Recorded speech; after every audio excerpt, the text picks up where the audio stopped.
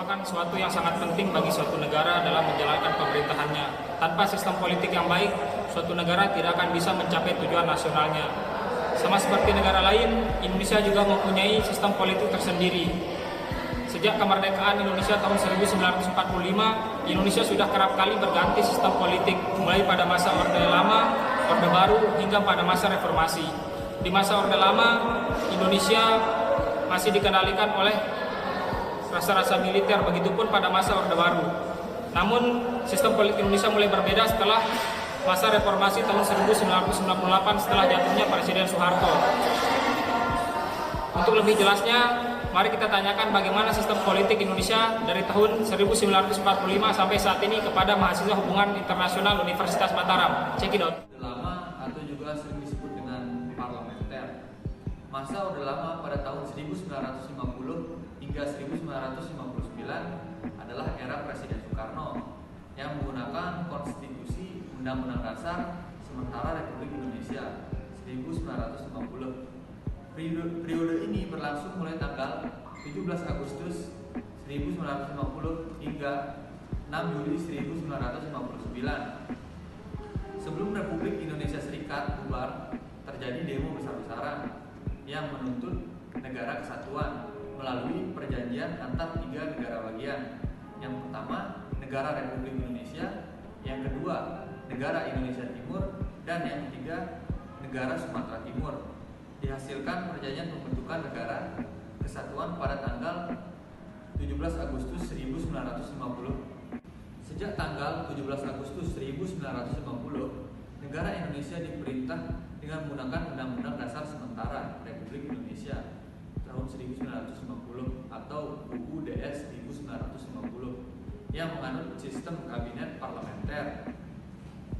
Republik Indonesia sejak tanggal 17 Agustus 1950 hingga dikeluarkannya Dekret Presiden 5 Juli 1959. Pada masa sistem pemerintah parlementer terjadi penyimpangan dari ketentuan Undang-Undang Dasar 1945.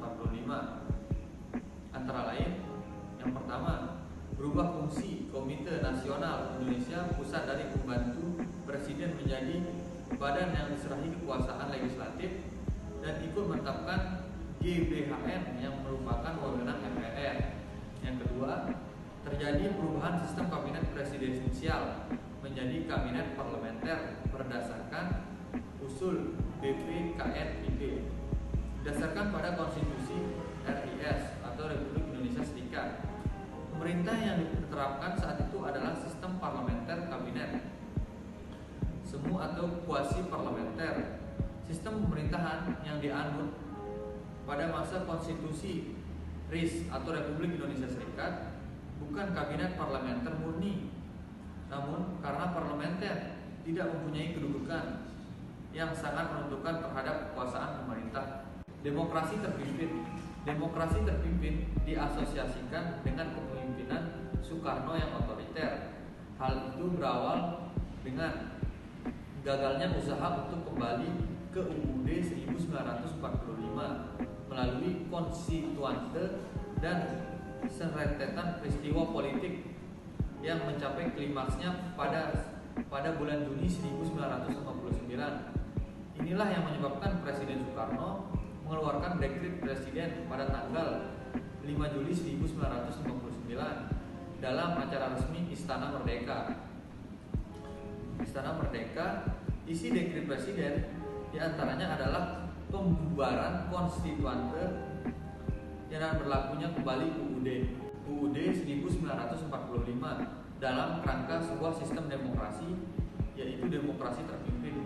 Dekret ini mendapatkan sambutan dari masyarakat Republik Indonesia yang pada waktu itu menantikan kehidupan negara yang stabil, dan dikeluarkannya dekret presiden kabinet Juanda dibubarkan pada tanggal 9 Juli 1959 dan diganti dengan kabinet kerja. Dalam kabinet ini, Presiden Soekarno bertindak sebagai Perdana Menteri, sedangkan Insinyur Juanda bertindak sebagai Menteri Pertama. Dalam hal ini, Presiden mempunyai kekuasaan mutlak sehingga mampu menyelenyapkan kekuasaan-kekuasaan yang menghalanginya, sehingga nasib parpol ditentukan ditentukan oleh presiden atau 10 parpol yang diakui. Pada masa ini tidak ada kebebasan mengeluarkan pendapat. Semua lembaga yang pernah ada dibubarkan oleh presiden diganti dengan orang-orang pilihan presiden sendiri.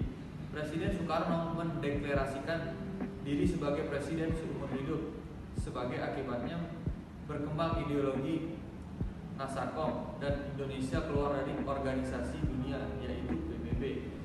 Akhir-akhir dari masa demokrasi terpimpin adalah pemberontak PKI pada tahun 1960. Masa Orde Baru diawali dengan pengangkatan Soeharto sebagai presiden melalui Super Smart.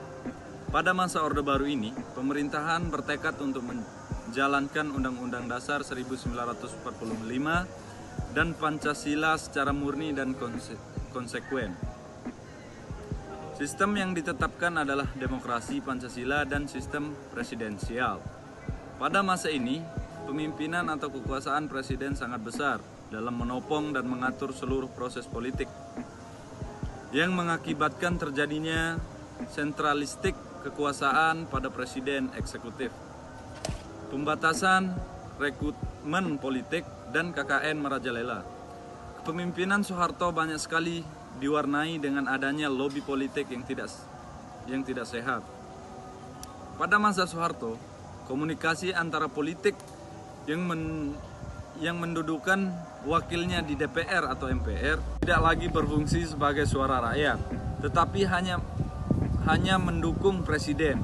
Kritik yang terlalu keras dilontarkan oleh anggota DPR, MPR berakhir dengan tuntutan seluruh massa atau dimotori oleh mahasiswa.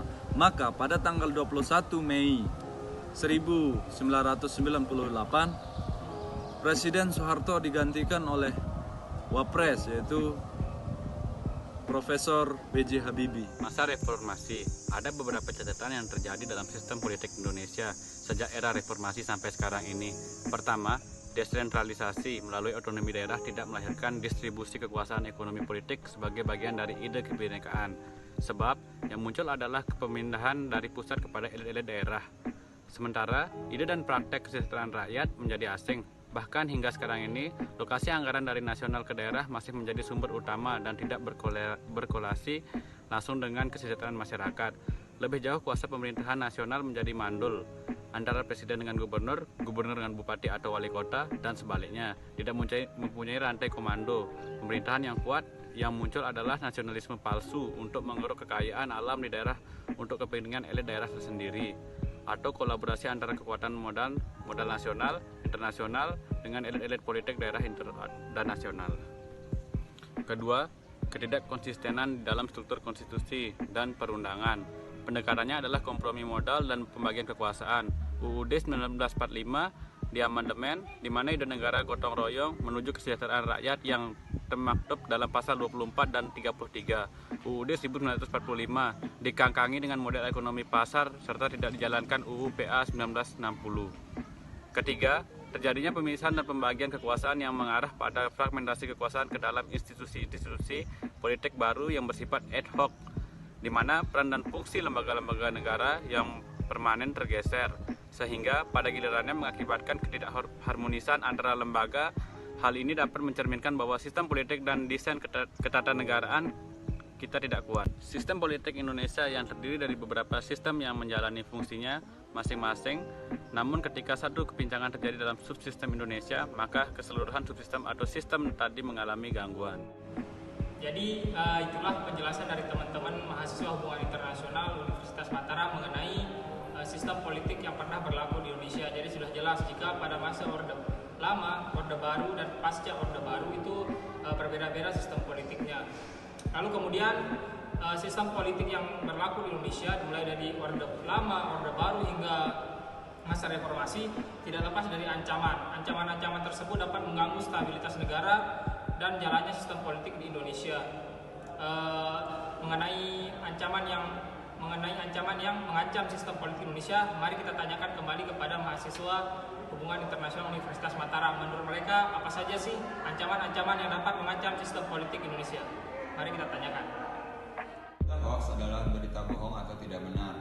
orang-orang banyak menggunakannya sebagai lelucon hingga menyinggung hal-hal lebih serius seperti ranah politik. Hoax banyak tersebar melalui media sosial, terutama aplikasi chatting seperti WhatsApp, Twitter, Instagram, Facebook, dan lain-lain. Beberapa orang menggunakan berita hoax untuk menghancurkan satu kesatuan. Para pengguna media sosial tersebut ada yang langsung mempercayai hoax tersebut dan ada juga yang mencari lebih lanjut tentang informasi dari berita yang tersebar. Di Indonesia sendiri, berita hoax masih banyak tersebar. Beberapa orang memanfaatkan tersebarnya berita hoax untuk menjatuhkan lawan dengan cara curang. Berita hoax digunakan untuk mencapai kepentingan pribadi, sehingga ada beberapa pihak yang dirugikan. Berita hoax dimanfaatkan oleh orang-orang dalam menjatuhkan lawan mainnya menggunakan propaganda adu domba, memecah belah persatuan, dan lain-lain. Sehingga berita hoax ini merupakan satu fenomena yang berbahaya, dapat menyebabkan perselisihan jangka panjang antara satu dengan yang lainnya. Berita hoax yang tersebar dapat mengakibatkan dampak yang bahaya bagi sistem politik Indonesia, karena demokrasi yang dilandasi oleh berita hoax dapat mengakibatkan kehancuran di negara tersebut. Jika berita hoax dibiarkan, maka akan berdampak buruk bagi demokrasi Indonesia ke depannya. Terlebih lagi, berita hoax sering muncul pada masa-masa di mana Indonesia sedang ramai tentang pesta demokrasi, yaitu pilkada atau pemilu. Hoax tersebut menjadi sebuah perdebatan bagi kubu-kubu yang terpisah antara pendukung dari calon-calon pilkada tersebut, sehingga menyebabkan perpecahan satu sama lain. Pada momen-momen seperti itulah berita hoax sangat mempengaruhi pikiran masyarakat, di mana mereka akan berpikir bahwa ada keburukan di antara calon-calon pilkada tersebut, walaupun tidak benar adanya.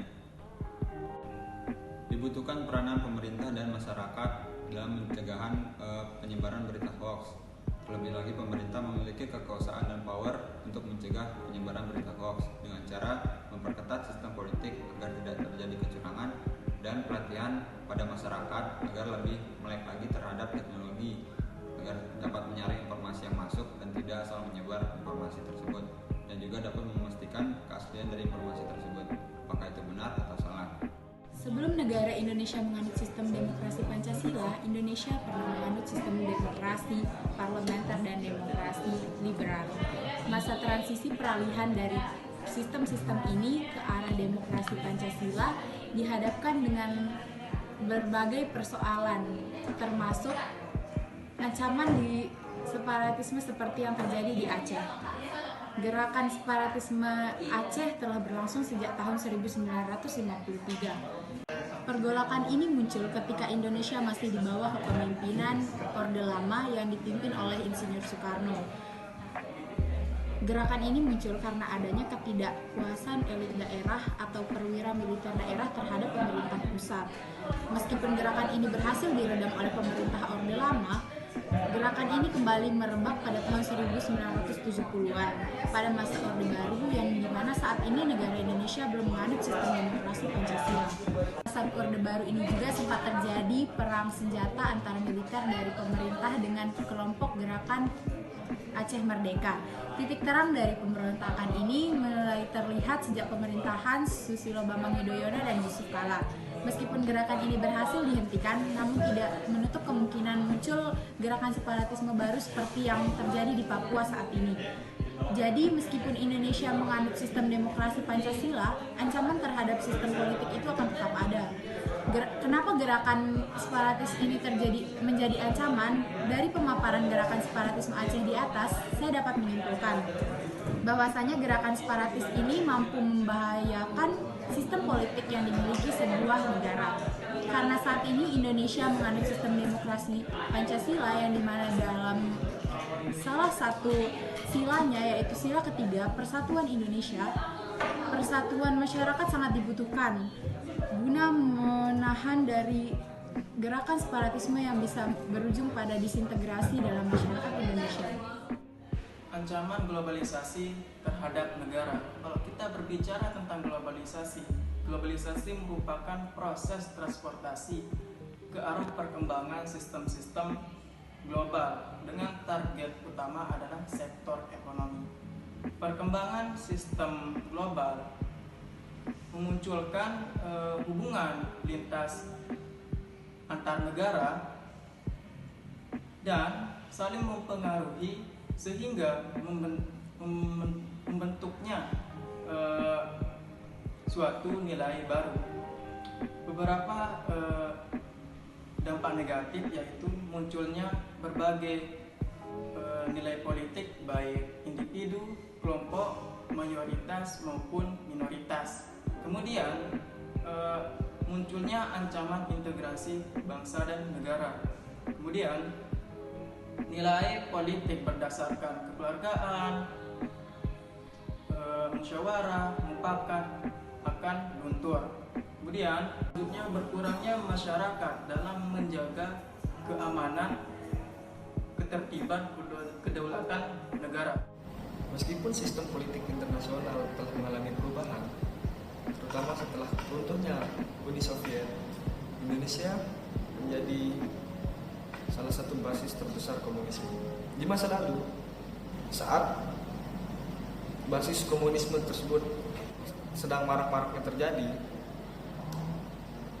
komunisme tersebut ingin mengkudeta pemerintahan Indonesia dan ingin mengganti ideologi dari ideologi Pancasila menjadi ideologi komunisme. Bentuk baru dari ancaman ideologi yang bersumber dari dalam maupun dari luar negeri, yakni metamorfosis dari penganut paham komunis yang telah melebur ke dalam elemen-elemen masyarakat, sewaktu-waktu dapat mengancam Indonesia. Usaha pihak-pihak tertentu melalui penulisan buku-buku sejarah dengan tidak mencantumkan peristiwa G30 SPKI dengan Dewan Revolusi atau gerakan radikalisme yang brutal dan anarkis memberikan indikasi bahwa ancaman ideologi masih potensial. Lalu, apakah teror yang terjadi itu mengganggu kestabilitasan dan sistem politik Indonesia? Jawabannya adalah benar. Mengapa demikian? Marilah kita telusuri satu persatu. Selanjutnya, ancaman bagi sistem politik di Indonesia adalah terorisme. Jadi, terorisme merupakan serangkaian kegiatan yang terorganisir yang bertujuan untuk meningkatkan perasaan teror terhadap suatu masyarakat. Nah, terorisme ini bisa menyebabkan suatu kepincangan dalam bidang pertahanan dan juga terhadap bidang-bidang lainnya seperti halnya ekonomi. Nah, masih ingatkan kejadian bom Bali pada tahun 2002 yang dimana banyak menelan korban baik itu dari dalam negeri maupun luar negeri. Hanya negara-negara tersebut adalah Australia, Amerika Serikat, Jepang, dan lain-lain yang kemudian negara-negara ini meminta masyarakatnya untuk tidak melakukan perjalanan ke Indonesia atau melarang masyarakatnya ke Indonesia, terutama wilayah Bali, yang kemudian hal ini mengakibatkan perekonomian Indonesia itu merosot. Nah, hal ini sesuai dengan pendapat David Easton yang dimana dalam asumsinya ada 3 asumsi dasar mengenai sistem politik. David Easton pernah bilang salah satunya itu adanya keterkaitan antar unit dalam suatu sistem begitu. Jadi kalau nggak ada keterkaitan antara sistem itu, menurut Easton sendiri sistem politik itu nggak bisa berjalan dengan baik.